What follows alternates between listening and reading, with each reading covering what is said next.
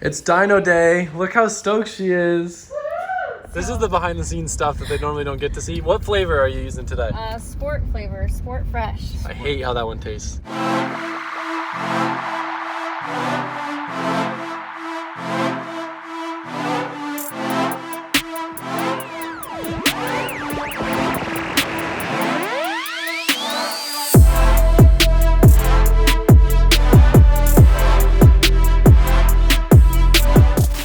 Nick with the tip is here. We've been going over the vacuum lines, getting this thing sorted.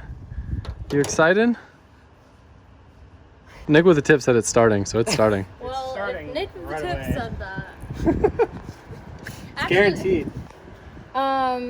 Nick, can you talk about really quick just what you did? Because the car has been being watched over by Nick while I've been gone and being a bad 3-rotor mom, living a different life in Florida. So now I'm back and Nick was babysitting.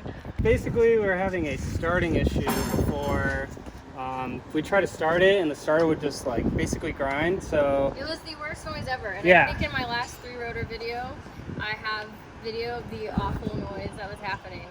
So yeah, I ended up pulling everything apart, cross-referencing flywheel, checking over everything, and it ended up just being we just had the wrong starter. So it didn't make sense yeah. that we didn't, because that starter came off of this car, and this car is a turbo 2. Yeah. So it's somehow the wrong starter got on this car. It somehow ended up in there. The flywheel. And yeah, and then I also found out this car, like RX7s have like multiple different starter options basically. So once I figured all that out, we got the right starter in there, started cranking fine. Then I just looked over everything, found a lot of loose, suspension parts, fuel lines, oil system, pretty much just tried to go over everything and make sure it was ready for today basically. Did you adjust toe? Because it's way easier to push now. Well, everything. Okay, Did you? So Did there's you? a bent knuckle in the rear. That explains it. We had to replace the knuckle. Oh, yeah. Another thing to get it dyno ready was the flywheel starter issue, and then the other issue was getting the brakes working. And the brakes were dragging and were super hard to bleed, and I was worried that it was the knuckle, and it was slightly bent. In a previous video I had to replace the passenger knuckle because when we pressed in the rear steer delete bushing, we did it the wrong way and bent the knuckle. So Nick replaced the driver's side knuckle, which then made the brakes work. Yes, and we are also missing a piece on the brake master cylinder that's attached to the pedal. So we were missing that, so I made one of those work, and then yeah, I was able to boot the brakes. Just little things. But yeah, the knuckle situation, it was just slightly off, so the pads are always touching. It just messed up the alignment of everything, so we couldn't use the brakes, and Abel was like, I need it to start the right way, and I need brakes for dyno. And then just getting the car ready for dyno, like doing a full nut bolt check over the whole thing. Like, this has been an insane build process, and it's been rebuilt twice now completely. So Nick's just going through it 100% to make everyone just feel confident about today. So. Where are you leaving to? Well, I'm going to FG.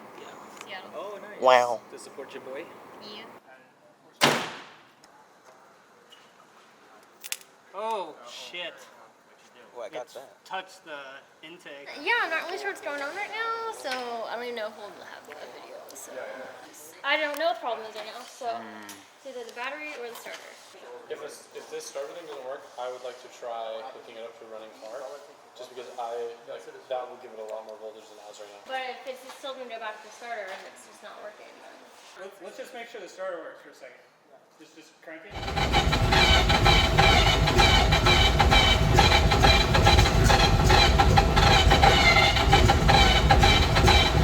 I feel like holding that for that long is like illegal. What? Like trying to crank it for that long feels so wrong. Obviously, it's not illegal. It should be illegal. It just...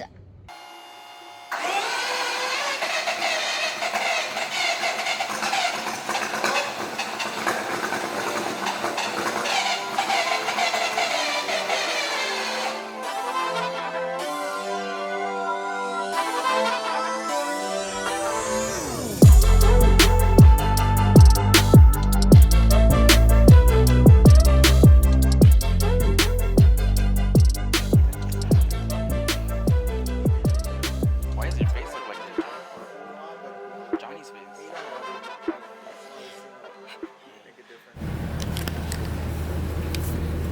Oh, you already put my God, Kaz 2 in there?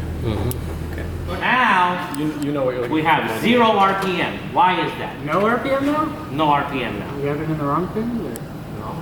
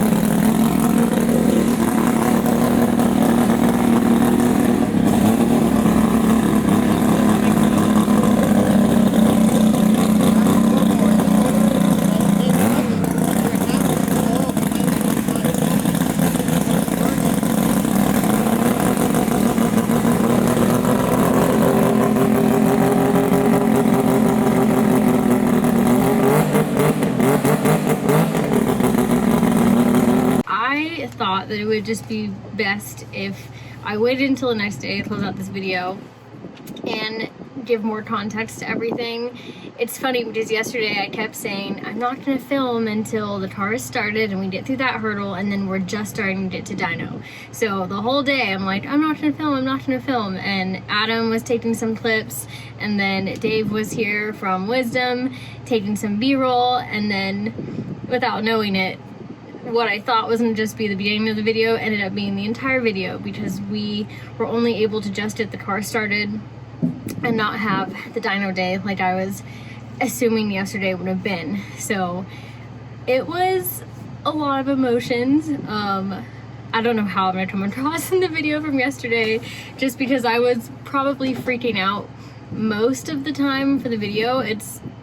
This build has taken a lot out of me, a lot out of a lot of people.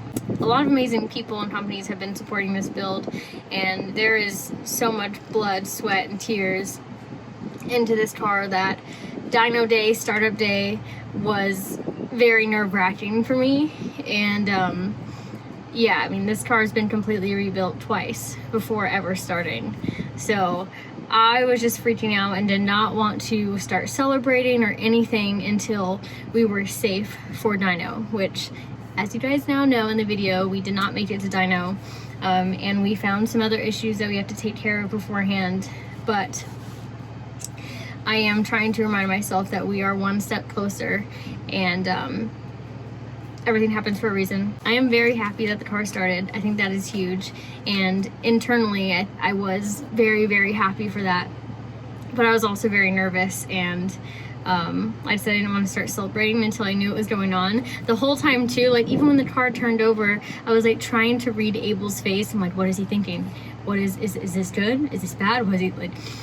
It was a lot. It was a lot to process. I had a lot of mixed emotions for the car turning on, because yes, it started for the first time, and for pushing this car around for over a year now with no sound out of it. It is amazing that we got the first startup yesterday, and I am letting that soak in, and I am very happy that we got to that point.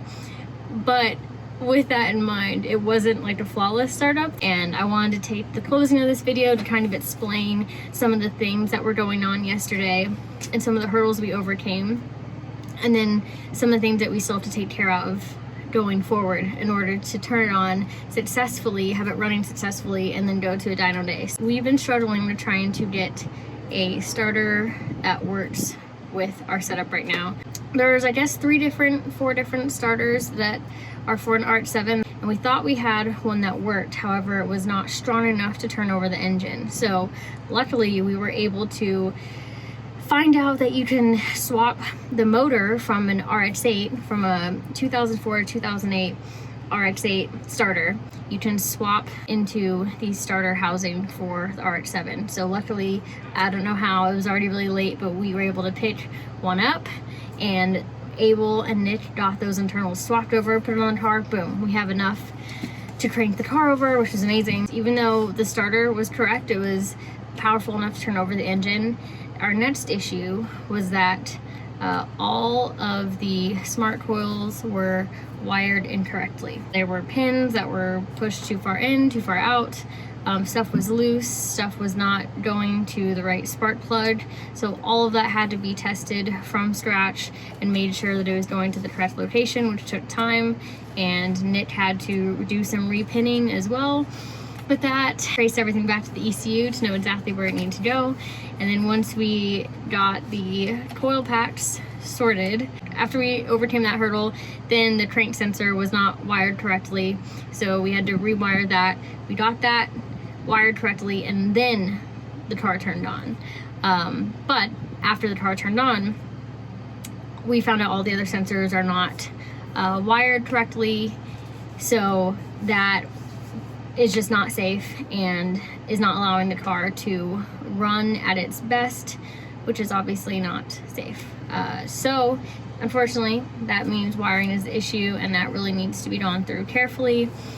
And I'm hoping it's something just like a sensor ground on one that's messing up a bunch of the sensors, but in order to trace that, we're gonna have to go to every single sensor. That is the next hurdle, the bigger hurdle that we have to overcome from a wiring sense, and that's why it was just very hard in the moment to celebrate the fact that the car turned on for the first time, because mentally I am still freaking out about all this other stuff, and I'm still thinking that there's a risk for something bigger to go wrong. So I'm just giving you guys some background for what happened yesterday. There you go, and now we're here. We did turn on the car again today when Abel was here, and he was able to set the idle. So, and it turns on fast, which is amazing. The starter still doesn't sound the greatest. Every now and then it's kind of grinding. So I think I'm gonna end up going back to the stock bell housing and just switching that setup. I think this quick time bell housing is giving us a lot of issues, and I just don't want to keep trying to force it to work when we can use a stock bell housing and like a shatter blanket if we need that. Another thing that we found is that the place that is tapped on the front of the block for external oil, I have oil going to each iron versus passing through. It's just a modification that you can do to help with cooling. But we noticed that one of the fittings for that towards the front of the block is leaking oil. That's not good. So that fitting needs to be taken out and maybe JB weld, like really cleaned up. Hopefully put some JB weld on it, put it back in, and cross our fingers that that fixes that leak there. You know, just fixing those issues that we are now finding that they exist because we had the engine running for a while. It is very exciting, and I'm very thankful that we turned it on, and it is crazy that we heard it for the first time. Just obviously a little disappointed. I thought yesterday was gonna be dyno day, and we just found some more issues, but it's part of the process.